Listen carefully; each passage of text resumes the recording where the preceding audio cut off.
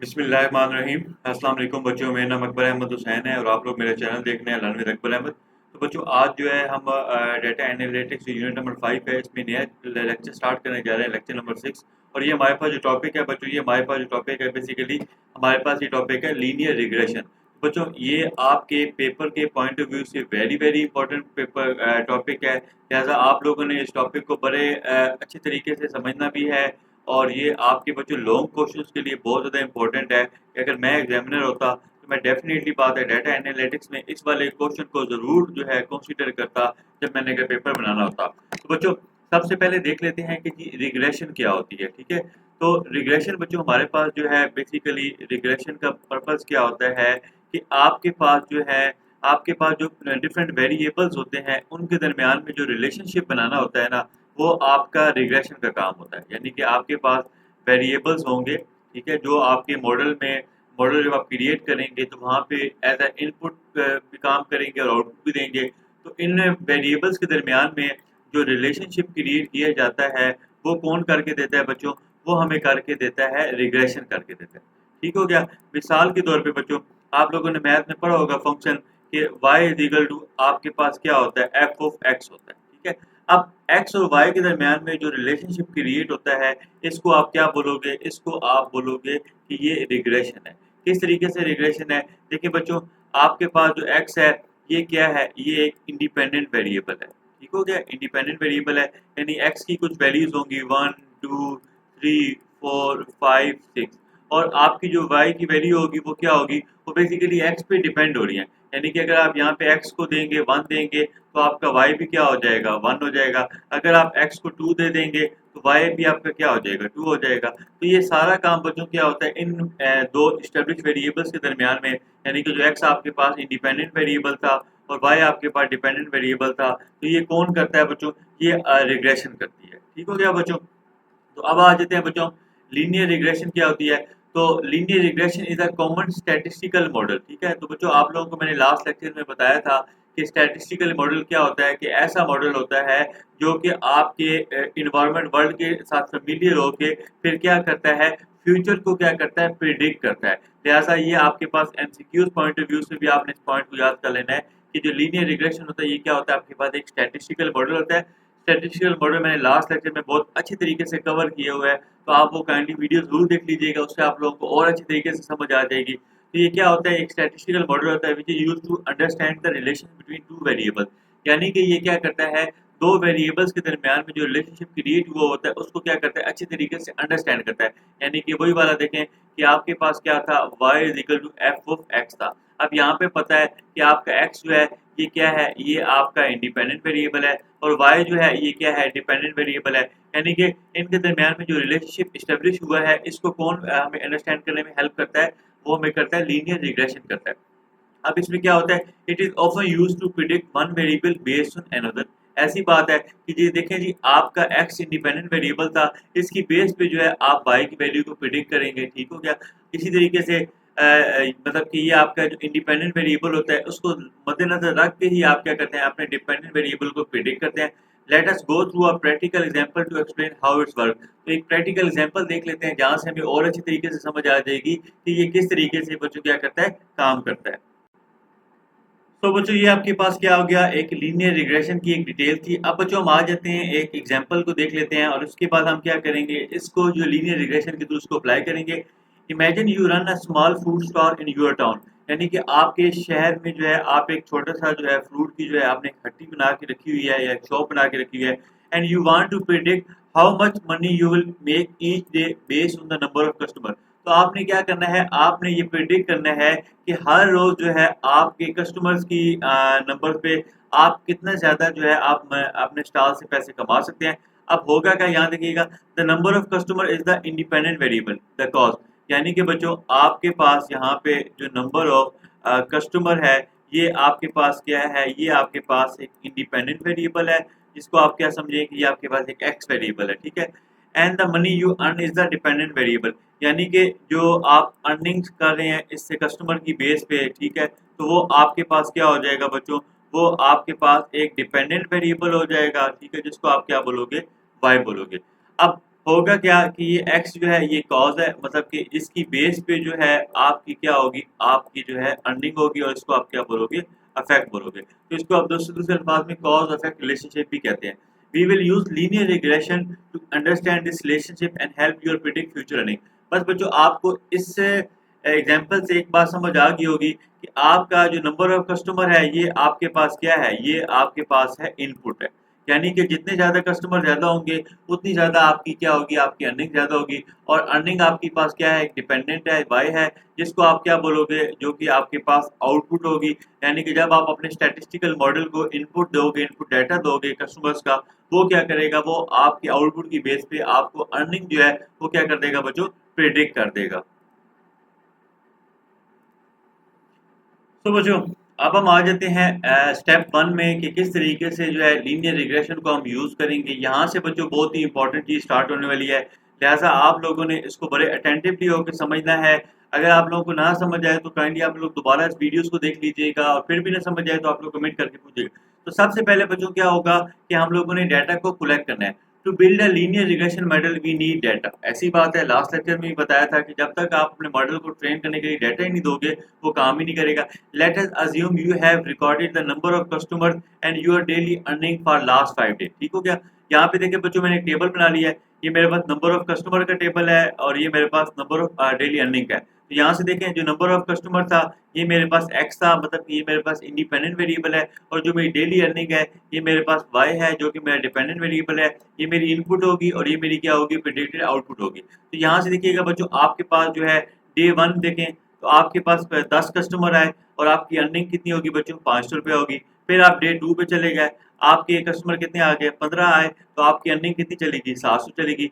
फिर आप day three पर आए तो आपके कस्टमर 20 हो गए, आपकी अर्निंग 900 होगी। और फिर आपने देखा कि आपकी डे फोर में जो है आपके पास कस्टमर 25 आए और आपकी अर्निंग 1100 होगी। और डे फाइव में देखें बच्चों आपके पास कस्टमर 30 आए तो आपकी अर्निंग 1300 होगी। ठीक है, तो अब आपने क्या करना है, ये आपने ये चीज़ देखनी है कि जी तब जब मेरे पास कस्टमर 10 थे तो मेरी अर्निंग कितनी होगी, 500 होगी। और जब मेरे पास कस्टमर 15 हुए तो मेरी अर्निंग 200 होगी। यानी कि आप देखें यहाँ पे तो हर रोज आपके जो है 5-5 कस्टमर का क्या हो रहा है, इजाफा हो रहा है। ठीक हो गया, 5-5 का इजाफा हो रहा है। और आप यहाँ देखें जैसे जैसे 5-5 कस्टमर का इजाफा हो रहा है आपकी अर्निंग में कितना इंक्रीज हो रहा है, 200 का हो रहा है। फिर आगे देखें यहाँ पे भी 200 200 200। इट मीन्स दैट कि फॉर एवरी 5 कस्टमर, ठीक है, मतलब for every increase in 5 customer आपकी जो इनकम है, आपकी जो वाई की वैल्यू है, जो जो डिपेंडेंसी है वो 200 रुपए की आपका क्या हो रहा है, आपका इजाफा हो रहा है। ठीक हो गया, इस चीज को बस आप लोगों ने ज़हन में रखना है कि 5-5 के कस्टमर के इजाफे से अगर आप यहाँ से देखिए खुद प्रिडिक्ट करना चाहें तो अगर आपके पास 35 मतलब 6वें दिन में आपके कस्टमर 35 हो जाएंगे तो आपकी अर्निंग कितनी हो जाएगी, 1500 हो जाएगी।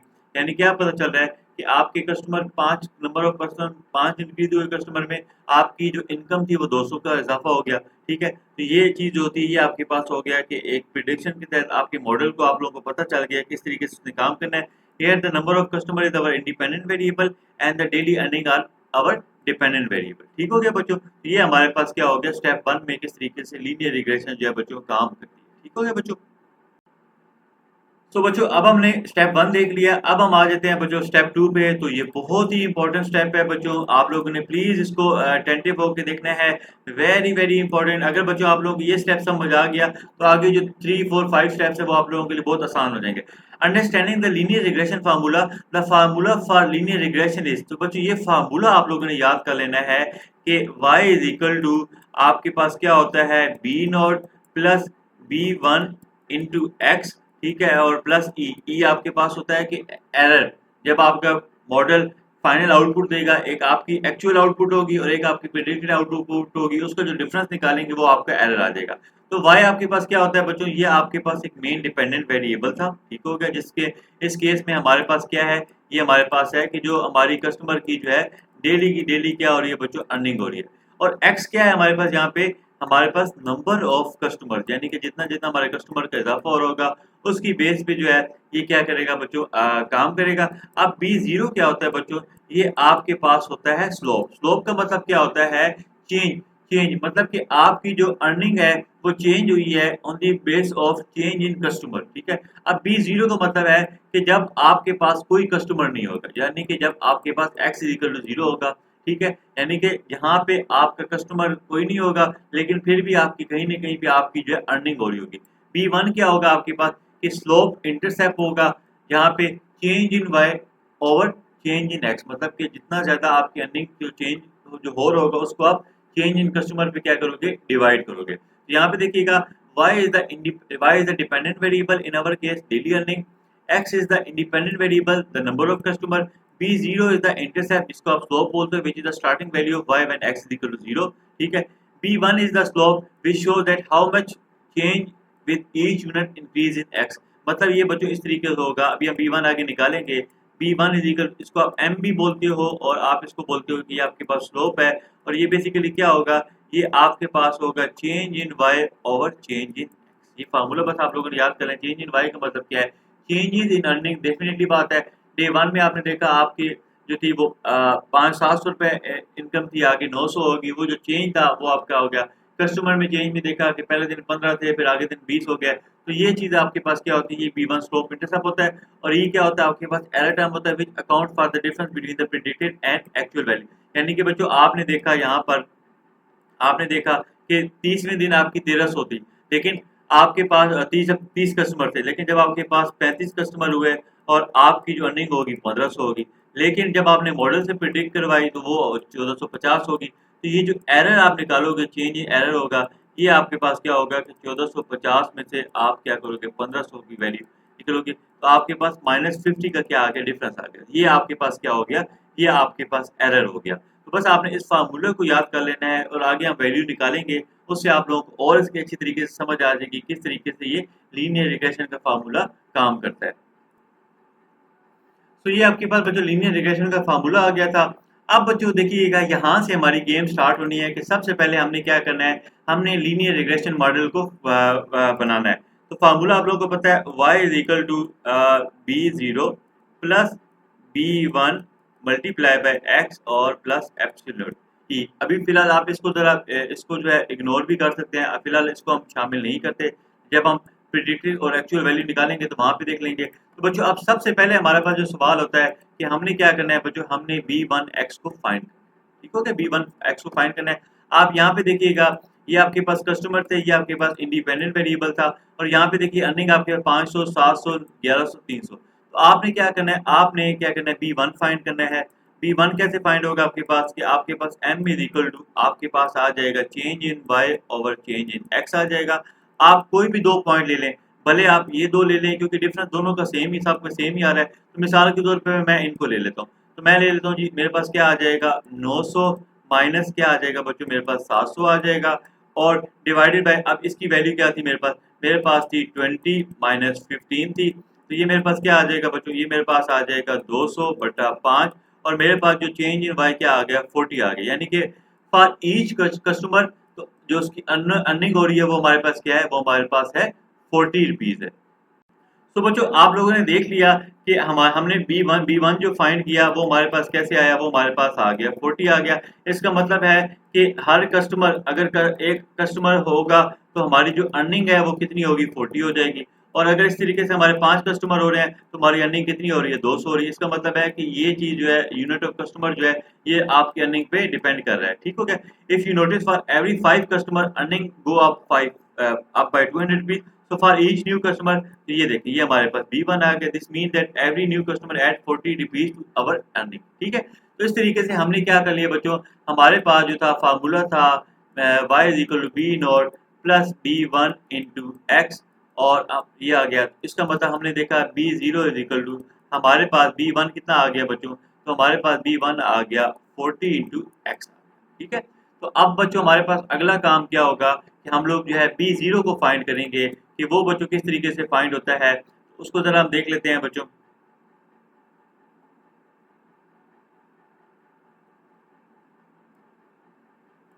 मिसाल के तौर पे बच्चों आप ये देख लें कि आपके पास फाइव इक्वल टू क्या था, b0 था, और आपके पास फार्मूला क्या था, b1 इंटू एक्स था। आपने b नोट फाइंड करना है, तो b नोट कैसे फाइंड होगा, b नोट आपके पास फाइंड होगा y minus B1 into x. ठीक है, अब बच्चों B0 इज इक्वल टू आपके पास y माइनस B1 आपने भी निकाला था थोड़ी देर पहले, वो आपके पास क्या था 40 इंटू एक्स था। ठीक है, अब सपोज ये कर लें बच्चों कि आपके पास आप इस वाली वैल्यू को ले लेते हैं, आपके कस्टमर कितने हैं, आपके कस्टमर 10 हैं, तो आपकी अर्निंग कितनी है, आपकी अर्निंग 5 है। इसका मतलब है कि बच्चों क्या मैं लिख सकता हूँ B0 इज इक्वल टू के 500, ठीक है, माइनस 40 इंटू कस्टमर मेरे कितने थे 10 थे। ठीक है, तो मेरे पास क्या आ जाएगा B0 इज इक्वल टू मेरे पास क्या आ जाएगा बच्चों 500 माइनस 40 इंटू 10 करें तो ये मेरे पास क्या आ जाएगा 400। तो मेरे पास B0 बच्चों कितना आ गया, B0 मेरे पास आ गया 100। ठीक हो गया बच्चों। तो इस तरीके से मैंने जो है अपना जो है स्लोप इंटरसेप्ट फाइंड किया। अब मेरे पास ये वाला फार्मूला था तो मैं इसमें लिख सकता हूँ y is equal to B0 कितना है बच्चों मेरे पास 100 प्लस B1 कितना था मेरे पास 40 इंटू एक्स। तो ये बच्चों हमारे पास क्या बन गई, ये हमारे पास एक लीनियर रिग्रेशन की एक फाइनल इक्वेशन बन गई जो हम अपने मॉडल को देंगे और मॉडल क्या करेगा उसकी बेस पे जो है हमें प्रिडिक्शन देगा। अब होगा क्या कि हमें जस्ट अपनी इनपुट देनी होगी। इनपुट हमारी यहाँ पे क्या है नंबर ऑफ कस्टमर है। नंबर ऑफ कस्टमर की बेस पे क्या होगा हम प्रिडिक्ट कर सकेंगे कि हमारी जो है अर्निंग क्या हुई है। ठीक हो गया बच्चों। तो यहाँ पे देखिएगा बच्चों finding the intercept at x equal to 0 जो कि मैंने बता दिया। अब इस केस में देखिए x आपके पास 0 नहीं होगा, यहाँ पे आपका x जो है कस्टमर इनिशियल कस्टमर आपके पास 10 है। Using this data we calculate the slope, हमने निकाल ली b1 equal to 40 means for every additional customer earning increase by 40 rupees. Now to find the intercept we need to consider how much we earn when there are no customer. तो ये वही वाला formula है, earning को आप y समझें, y is equal to b0 plus b1 into x. If we take any data point से when there are 10 customer, यानी कि इसी वाले 10 कस्टमर को लिया है तो यहाँ पे अर्निंग हमारी बाई क्या होगा 500 रुपीज हो गया।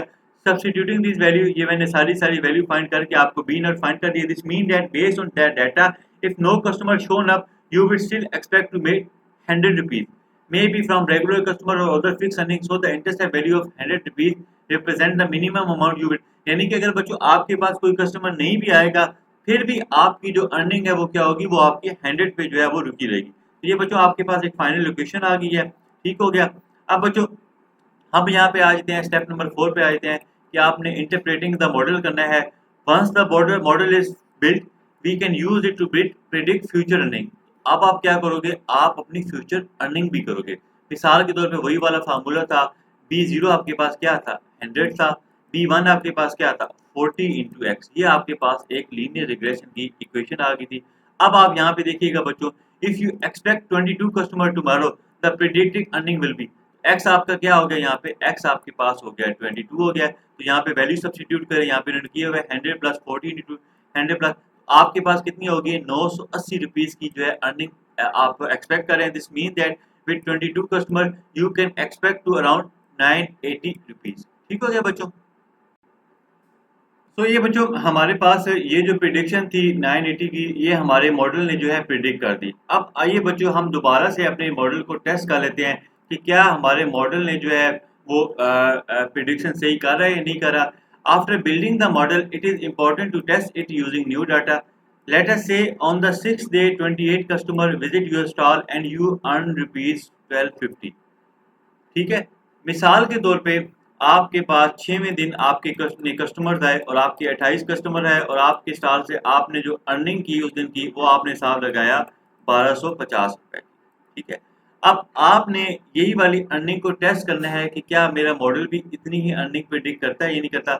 Using the model we can predict the earning for 28 customer. ऐसी बात है बच्चों जो हमने फार्मूला बनाया था y is equal to 100 plus 40 into x. तो यहाँ पे देखिएगा बच्चों अब हम वैल्यू पुट कर देते हैं, हमारे पास 100 आ गया प्लस 40 आ गया और x हमारे पास कितने कस्टमर, नंबर ऑफ कस्टमर ये हमारे पास है 28 है। तो ये आपके पास क्या हो जाएगा 100 और 40 को 1 इससे मल्टीप्लाई कर दें 280 के 28 के साथ, तो ये आपके पास क्या आ जाएगा 1120 आ जाएगा। और इसको आप करेंगे तो ये आपके पास जो मॉडल ने प्रिडिक्शन की है वो आपकी निकाली है 1220 की, और आपके पास जो अर्न की हुई इनकम थी वो कितनी थी 1250 थी। ठीक हो गया। तो ये जो डिफरेंस होता है इसको आप क्या बोलते हो, इसको आप बोलते हो एरर बोलते हो। तो ये आप कैसे निकालोगे 1220 माइनस 1250, तो ये आपके पास क्या हो गया -30 रुपीज। ठीक है, तो ये आपके पास क्या होगी, ये आपके पास ओवरऑल जो था क्या हो गया, आपके पास एक फार्मूला बना है 100 प्लस 40 इंटू एक्स, और साथ में आपके पास -30 एरर का मार्जिन रखना। तो ये बच्चों जब आप लोगों ने मॉडल बनाया तो ये आपके पास लीनियर रिग्रेशन में ये इसकी प्रिडिक्शन आ गई जो कि -30 का जो है वो डिफरेंस दे रही है। अब ये चीज़ बच्चों with the passage of time जैसे जैसे आप डाटा देते जाएंगे, इसको इनपुट देते रहेंगे, आपका मॉडल ट्रेन होगा और उसकी प्रिडिक्शन जो है और अच्छी होती रहेगी, उसकी एक्यूरेसी जो है और ज़्यादा हो जाएगी। अगर यहाँ पे बच्चों आप इस मॉडल की एक्यूरेसी निकालते इस फार्मूले के मुताबिक, तो आपके पास क्या था 1220 बटा 1250 ज़रब 100। ठीक है, जब आप इसको मल्टीप्लाई करेंगे तो क्या हो जाएगा, ये कोई ना कोई आपकी परसेंटेज आ जाएगी, आप देख लीजिएगा। इतनी ज़्यादा एक्यूरेसी जो है अभी इसकी है, इसको और इम्प्रूव करने की हमें ज़रूरत है।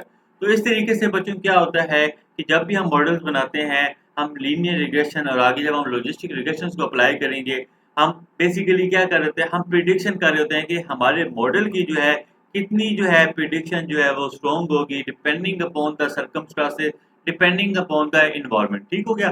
तो इस तरीके से जो है बच्चों हमारे पास जो है लीनियर रिग्रेशन मॉडल काम करता है। उम्मीद करता हूँ बच्चों आप लोगों को ये लेक्चर पसंद आया होगा। अगर आप लोगों की फिर भी कोई कंफ्यूजन या डाउट हो तो काइंडली आप लोग मुझसे कमेंट करके पूछ लीजिएगा बच्चों। अगेन ये आप लोगों का पेपर पॉइंट ऑफ व्यू से बहुत ज़्यादा इंपॉर्टेंट टॉपिक है, लिहाजा आप लोगों ने इस टॉपिक की प्रैक्टिस भी करनी है ताकि आप लोगों को जो है इसकी और अच्छी तरीके से इसकी अंडरस्टैंडिंग बन सके। तो बच्चों इसकी एक ट्रीटमेंट देख लेते हैं। To improve your statistically model consider the suggestion, यानी कि अब जो एक्यूरेसी का हमारा जो प्रॉब्लम आ रहा था उसके लिए हमें सजेशन बताई है। Use more data point for better accuracy, यानी कि डाटा सेट को और बढ़ा दिया जाए। Include relevant factors like family size और स्पेशल इवेंट डेट में अफेक्ट स्पेंडिंग। ऐसी बात है बच्चों कि मे बी जो हमने डाटा इनपुट दिया हो, हमने उसमें कुछ और फैक्टर्स को कंसीडर ना किया हो। ठीक है, regularly update your model with the new data to keep it relevant. Test your prediction against actual spending to refine your approach. इस तरीके से क्या होता है बच्चों कि आपका जो है जो लीनियर रिग्रेशन के थ्रू आपका जो स्टैटिस्टिकली मॉडल होगा, आप उसको जो है और अच्छे तरीके से जो है उसकी प्रिडिक्शन को आप इनहेंस कर सकते हैं। तो ये बच्चों ओवरऑल हमारे पास आज का लेक्चर था। उम्मीद करता हूँ बच्चों आप लोगों को ये लेक्चर पसंद आया होगा। अगर आप लोगों को ये लेक्चर पसंद आया हो तो काइंडली इस वीडियो को लाइक भी करें, मेरे चैनल को सब्सक्राइब भी करें और आगे भी अपने दोस्तों को शेयर करें। इंशाल्लाह ताला मिलते हैं आप लोगों के साथ नेक्स्ट लेक्चर में जो कि हमारे पास होगा लॉजिस्टिक रिग्रेशन। तो थैंक यू सो मच बच्चों।